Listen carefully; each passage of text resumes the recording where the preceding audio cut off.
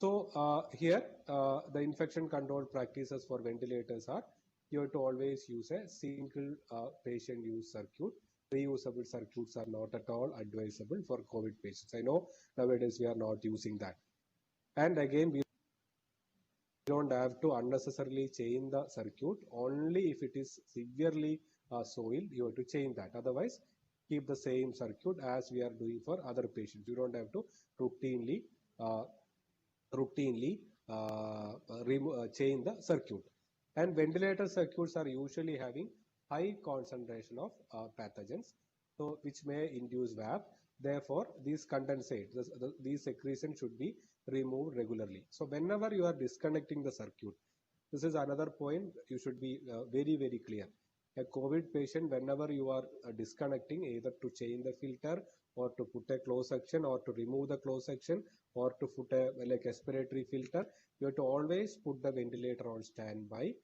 Then you just keep a little bit distance away from the patient. Then you connect all these gadgets. Okay. Otherwise, don't open the circuit when the ventilator is on, because there will be huge aerosol generation. You are likely to get infected. The closed section is always preferred. I've already told. The place filter in both inspiratory and expiratory end of the ventilator. Replace the filters if the resistance is increasing. This is a very, very common mistake nowadays, what we are observing in the ICUs. Like you will be putting the patient on a viral filter. Somebody will be giving nebulization. Obviously, when you nebulize using the filters, these filters will get more clogged and the resistance will increase. Obviously, the ventilator won't be able to push the air through that filter. Your airway pressures will go high. So any patient, if you see the airway pressure is going high, that means you have to change the respiratory, the filter. The same way, one filter at the maximum, you can keep it for 1 day, not more than that. You will have to change the filter every day. So you, and or like if the respiratory, the resistance is increasing, the pressures are going high, definitely you will have to change the filters.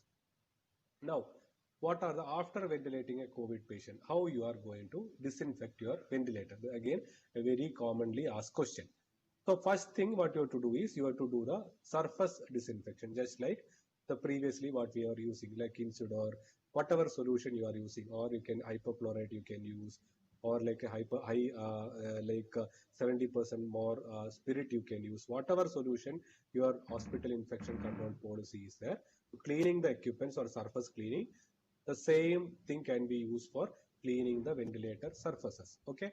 You have to the breathing circuit, etc. You have to dispose it as a medical waste. The patient, usually the ventilator will be having an inspiratory and expiratory wall. So if the patient is usually will be having inspiratory wall, the components of the ventilator that need to be cleaned or disinfected are mainly the flow sensors located in the exhalation wall and the expiratory side of the ventilator. So from the inspiratory side, you are pushing the air out. So there is no chance of the machine getting infected. The expiratory part also, you have already put the filter at 2 points. So it's unlikely that the machine will get oiled or the contaminated. Still, if the patient, the ventilator is having an expiratory side wall, you can remove that and clean it. Okay, if it is a removable wall, the cleaning you can do it with a ETO sterilization or your hospital protocol.